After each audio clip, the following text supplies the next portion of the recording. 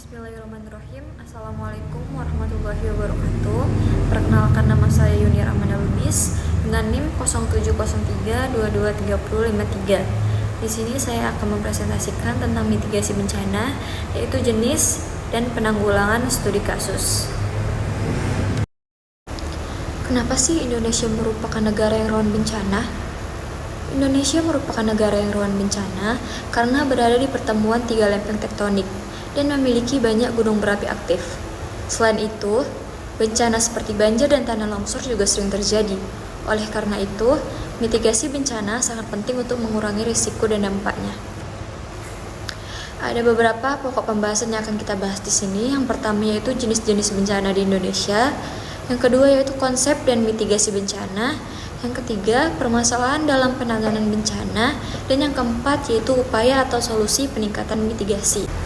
Adapun tujuan dari pembahasan ini adalah untuk mengetahui jenis-jenis bencana di Indonesia, memahami konsep mitigasi, menganalisis beberapa kasus bencana, serta memberikan solusi untuk meningkatkan mitigasi bencana. Oke, masuklah kita ke materi yang pertama, yaitu pengertian bencana. Bencana adalah peristiwa yang mengganggu kehidupan masyarakat dan menimbulkan kerugian, baik korban jiwa maupun harta benda. Bencana dapat disebabkan oleh faktor alam, faktor non-alam, maupun faktor manusia. Yang pertama yang kita bahas yaitu faktor alam. Bencana yang terjadi karena proses alami.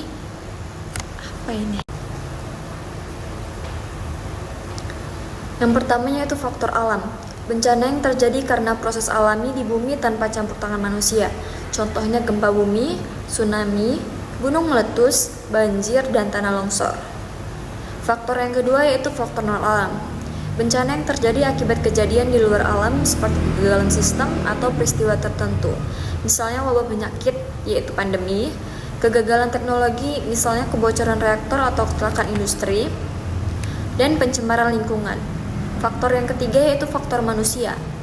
Penyebab bencana yang terjadi akibat tindakan atau perilaku manusia. Contohnya itu konflik sosial atau kerusuhan, perang, terorisme, pembakaran hutan secara sengaja. Pokok pembahasan yang kedua yaitu pengertian mitigasi bencana. Mitigasi bencana adalah upaya untuk mengurangi risiko dan dampak bencana. Mitigasi dilakukan sebelum, saat, dan setelah bencana, baik melalui pembangunan fisik maupun peningkatan kesadaran masyarakat. Mitigasi bencana dibagi menjadi dua, yaitu mitigasi struktural dan non-struktural. Mitigasi struktural adalah upaya mengurangi risiko bencana melalui pembangunan fisik atau infrastruktur. Contohnya yaitu pembangunan tanggul banjir, bangunan tahan gempa, sistem drainase, bendungan, dan sistem peringatan dini. Mitigasi non-struktural adalah upaya mengurangi risiko bencana tanpa pembangunan fisik, tetapi melalui kebijakan dan peringatan kesadaran masyarakat, edukasi, dan sosialisasi kebencanaan. Contohnya yaitu pelatihan atau simulasi evakuasi, penataan tata ruang wilayah, pembuatan aturan atau kebijakan, dan sistem informasi kebencanaan. Pokok pembahasan yang ketiga yaitu jenis-jenis bencana. Yang pertama, gempa bumi yang diakibatkan pergerakan lempeng tektonik. Yang kedua, banjir yang diakibatkan curah hujan yang tinggi dan kerusakan lingkungan. Yang ketiga yaitu tanah longsor yang disebabkan oleh pergerakan tanah di lereng. Yang keempat, tsunami yang disebabkan gelombang laut akibat gempa bawah laut. Dan yang kelima, letusan gunung Merapi yang disebabkan oleh aktivitas vulkanik. Selanjutnya, siklus penanggulangan bencana. Siklus penanggulangan bencana terdiri dari 4 tahap, yaitu mitigasi, kesiapsiagaan, respons, dan pemulihan. Keempat tahap ini saling berkaitan dan dilakukan secara berkelanjutan. Yang pertama yaitu mitigasi, upaya mengurangi risiko sebelum bencana. Yang kedua yaitu kesiapsiagaan, yaitu persiapan menghadapi bencana. Yang ketiga yaitu respons, yaitu tindakan saat bencana terjadi. Dan yang keempat yaitu pemulihan, yaitu perbaikan setelah bencana. Di sini saya mengambil kasus gempa dan tsunami Palu Donggala 2018. Pada tahun 2018, terjadi gempa dan tsunami di Palu yang juga disertai likuifaksi disebabkan oleh pergerakan lempeng tektonik yang memicu gempa bumi bawah laut, sehingga terjadinya tsunami. Selain itu, Kondisi tanah yang labil menyebabkan likuifaksi. Bencana ini menimbulkan banyak korban jiwa. Permasalahan utamanya adalah sistem peringatan dini yang kurang optimal, kurangnya edukasi masyarakat, dan tata ruang yang tidak sesuai dengan daerah rawan bencana. Penanganan bencana, pencarian dan penyelamatan korban, evakuasi masyarakat, pemberian bantuan, serta pemulihan fasilitas dan infrastruktur. Kasus yang kedua yaitu banjir bandang Luwu Utara 2020.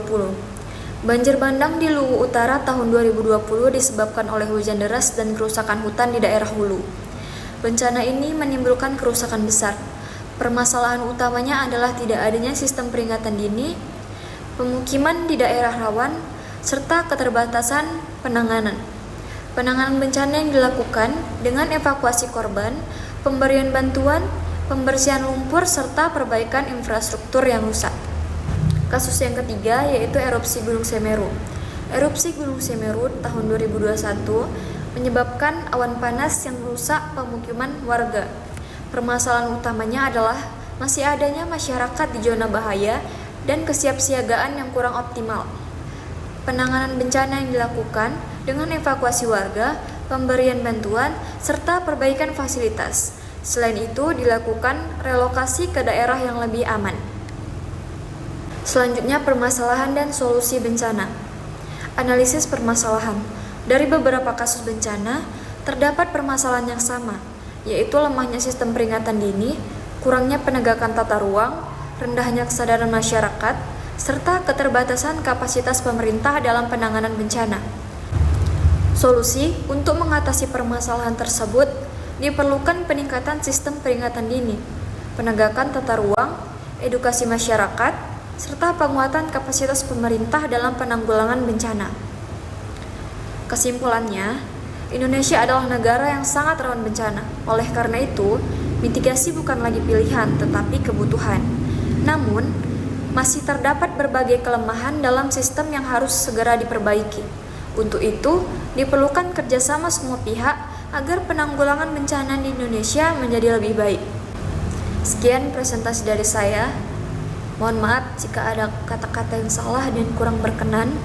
Saya minta maaf, kepada Allah saya minta ampun. Sekian, Assalamualaikum warahmatullahi wabarakatuh.